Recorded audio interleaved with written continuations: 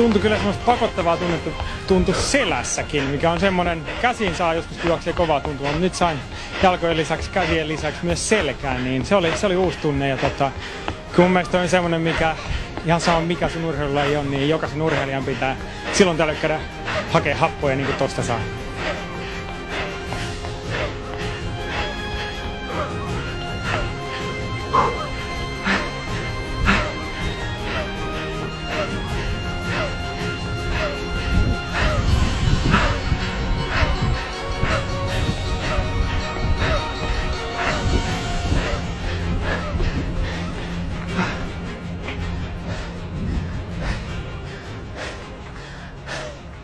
Hetken aikaa kestää ennen kuin saa yhtään sanaa suusta. Mutta täältä näyttää Helsingin huipulla. Aiotko tulla rikkomaan ton minuutin haamurajan?